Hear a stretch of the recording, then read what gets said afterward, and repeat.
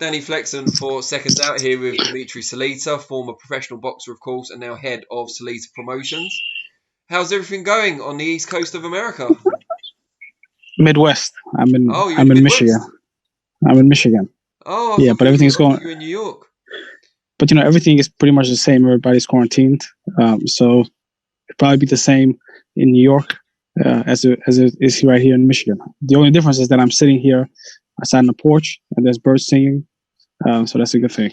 Oh yeah, I'm glad. How are you finding kind of coordinating everything with your guys while all this is going on?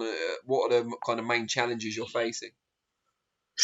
Well, obviously everybody wants to fight, and the guys that are just starting out or mid-level want to keep busy, want to make money, to keep progressing their careers and support themselves financially.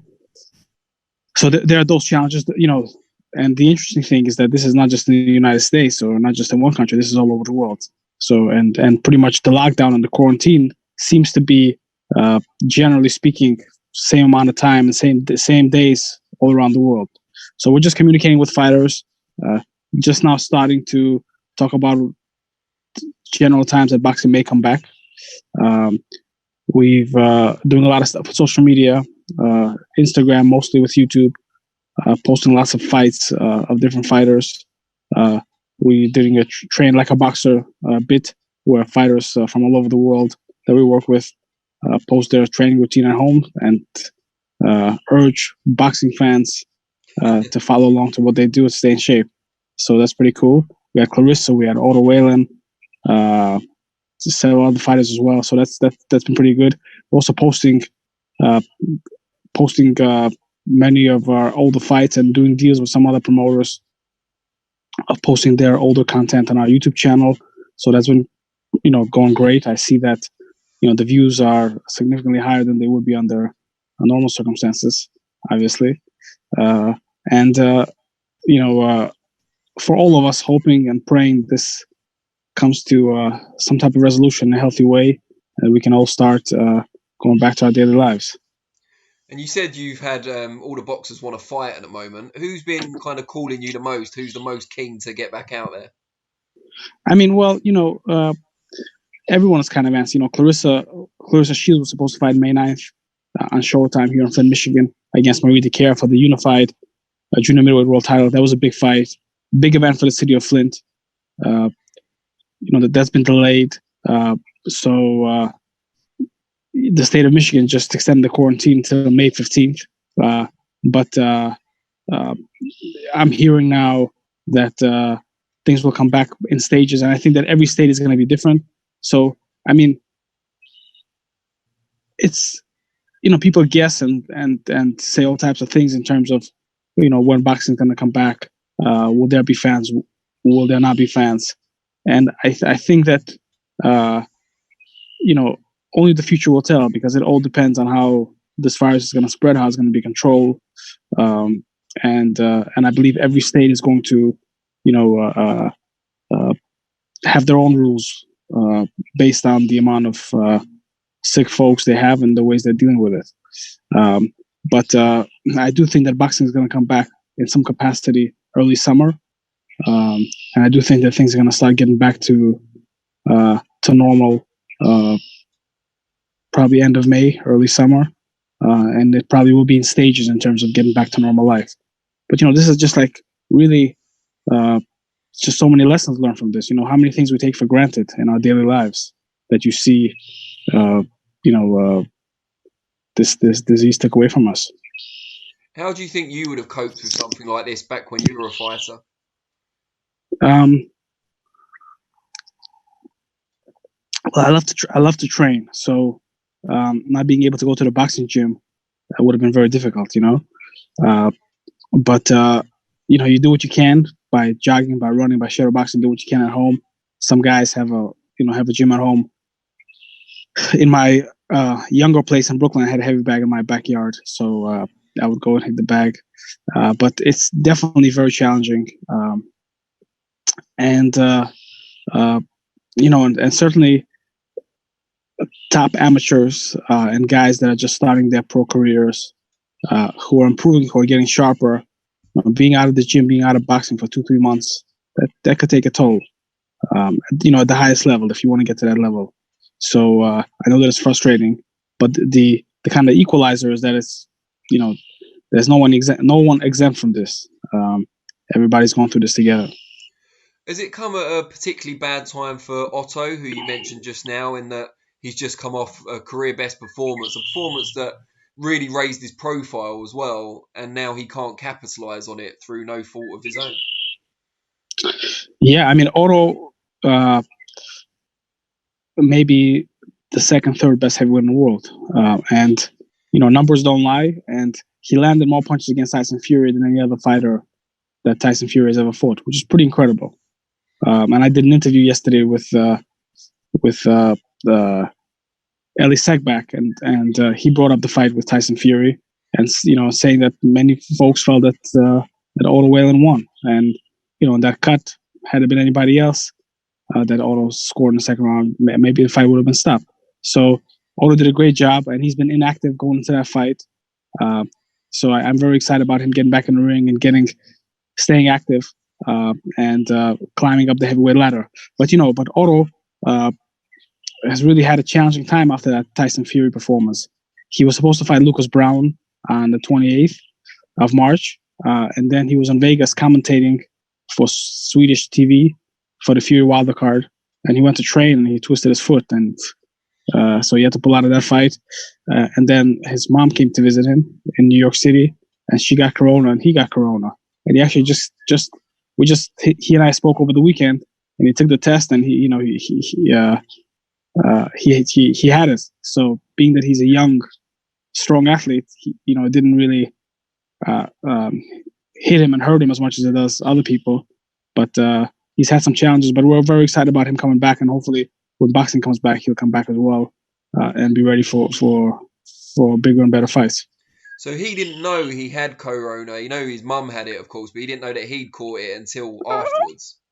No, he did. Oh. He didn't know that he had it because he lost sense of taste and sense of smell. Right. That's what he felt. But he didn't have a fever. He didn't have a cold. But he just felt low on energy, and he had these symptoms. But being that he didn't feel, sick, he just quarantined himself at home and didn't go to the hospital. And fortunately, he was able to get through it in a good way. And is his mother okay now as well? Yeah. She's back in Sweden. Good. Yeah, glad to hear that. I also wanted to talk to you about another heavyweight of yours, Jarrell Miller, who recently signed a co-promotional deal with Top Rank. Just tell us a little bit about how that deal came together between you guys, Greg Cohen, obviously, and Top Rank. My first promoter as a fighter was Top Rank and Bob Arum, and we did a fight with Otto Wallin and Tyson Fury with Top Rank. Cool. So we have a great working relationship, and after the Anthony Joshua fallout, shortly thereafter, we stayed in touch, and Greg also has a good relationship with Top Rank, we've had conversations, and bit by bit we made it happen. So great platform for Jarrell, being on ESPN in the United States, the most established sports network in the world, and with Jarrell's personality and his skills, I think that this will give him the opportunity to really reach his potential. And I just saw a story from Anthony Joshua a couple of days ago, saying the 5 guys that he'd like to fight before he retires, and Jarrell Miller was on that list. So, but being at the Garden, June 1st, 2019, and seeing Andy Ruiz score that upset, I just really believed that Jarrell had all the ingredients to be the guy, to be Andy Ruiz that night. But, fate had a different plan, and we just keep trucking, and I think that Jarrell is going to get his due, and we'll have an opportunity to reach the highest level of boxing. He's undoubtedly talented, and as you say, he's got a great personality. But is he hard work for a promoter? Well, he's a great self-promoter, great talker, The media loves to talk to him, and I've been involved with Jarrell since his second professional fight, and I really always recognize his talent, and always recognize how good he was. And I signed him really early on. Maybe it was 6 or 7 fights in. At that time, Golden Boy did a deal with the Barclays Center, and Brooklyn Boxing was a big deal. And Deontay Wilder, I think he just became heavyweight champion, maybe right before he was heavyweight champion, was the face of Brooklyn Boxing. And I was thinking to myself, Deontay Wilder, guy from Alabama, sure. How is he the face of Brooklyn Boxing when Jarrell Miller lives, 6 blocks away from the Barclays Center or whatever, has a great personality, and I think as talented. So I just saw that the potential was there, and I was really surprised when I signed Jarrell. I was really surprised that, at that time, the bigger, more established promoters didn't jump on him, didn't see the potential that I saw. But that has really given me the strength, being in the, being kind of in the gym, around these great fighters, to be able to recognize talent and to see the potential is really one of the things that kind of made me stand out of the pack and progress as much as I have as a promoter, in terms of recognizing talent and kind of seeing the potential of what could be. And I'm, at that press conference with Jarrell Miller and Anthony Joshua, Jarrell fought for me, second professional fight at Roseland Ballroom, which is in Manhattan in New York City. I don't know, maybe 7-8 blocks away from the Garden. Sure. And I saw him fight, and I was like, man, this guy's the next heavyweight champion of the world, And I told Jarrell that night. And then 7-8 years later, we were going to fight at the biggest arena in boxing for the heavyweight world titles. That was really special. It didn't happen, but I think at some point it will happen. Some of the things he does, obviously, most notably before the Joshua fight, and some of the things he says as well, including about you, do you not get frustrated sometimes? Just think, God, I wish he had less of a kind of outgoing personality. Of course, you get frustrated and a little hurt, but what are you gonna do? And I suppose you know what you're getting, don't you? And listen, well, I know Jarrell used to go to training camp with me when he was 15, 16, 17 years old in the Poconos. So I know Jarrell since he's relatively young. And so, we've had a long relationship that's gone through different stages. And, sometimes Jarrell says stuff and people comment, people talk, but people don't really know what's going on. People don't know, the things that happen in our relationship and all that. But it's sometimes it's part of life and it's part of certain relationships. So, but I'm very happy that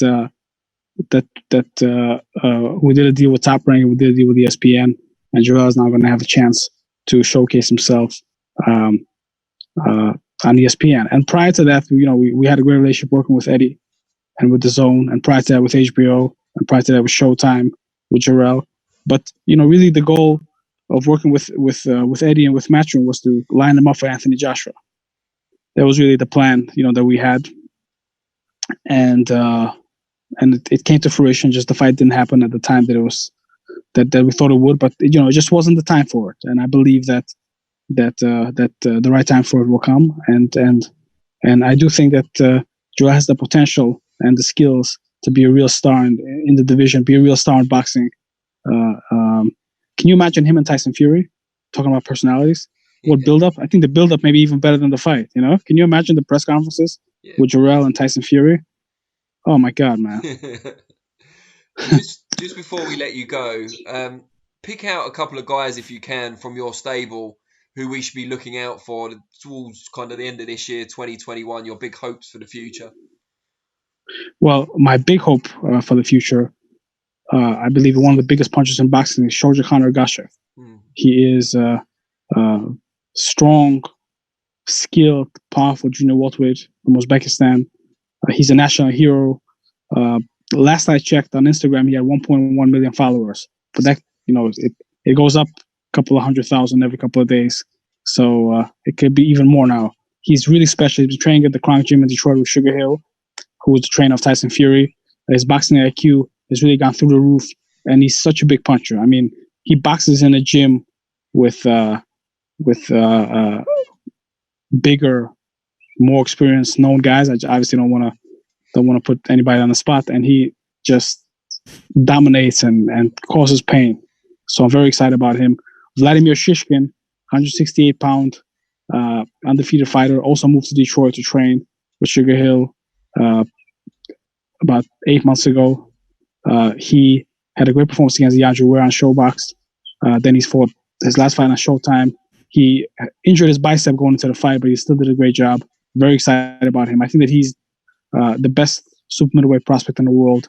Jermaine Franklin, American heavyweight from Saginaw, Michigan. Very talented, only 26 years old. He's fought here on television a couple of times, fought on Showtime.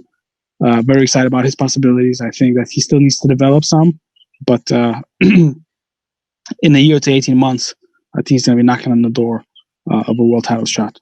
So excited about those guys. Jericho Quinn, American super flyweight prospect, also very good, very talented, multi-time national champion, made his American TV debut in January. And hopefully Claressa Shields will get her back in the ring soon, and she's going to continue to make history, rather her story, making big fights every time she steps into the ring. I just want to finish with this. I just did an interview. People asked me, like, what effect did this disease have on women's boxing and women's sports? Really, once things get back to normal, the NBA, the NFL, baseball, football, people are just gonna get back to it because they've been watching it for decades. Women's boxing is just going through its growth now. And Claressa, while there's other great fighters in the sport of boxing, other great female fighters, great champions, but Claressa has really been the leader, due to her incredible accomplishments and her willingness to really fight the best. So, every time she fights, that takes the sport of women's boxing to the next level. I mean, her ratings on TV are sensational. She fights the best, and it raises she has a great personality. So it raises the interest of boxing fans and sports fans to give it a try and to give it a look. And she's exciting in the ring. So the fact that the longer this lasts and the longer that Claressa has to stay out of the ring, I feel like the growth of that part of boxing, the growth of women's boxing, is going to be affected by it because boxing fans and non-boxing fans, sports fans, are still really getting to know it and getting to see it, and it's kind of being burdened now. So if that's delayed, people may get cold off. People forget quickly. So hopefully things will come back and Claressa will be back in the ring in the near future. And with that being said, on our YouTube channel, we have some great Claressa fights with Hannah Gabriels, with Christina Hammer, and others as well that boxing fans should check out. Brilliant. I'm glad you got your plug in at the end. Got to do it, man. Yeah.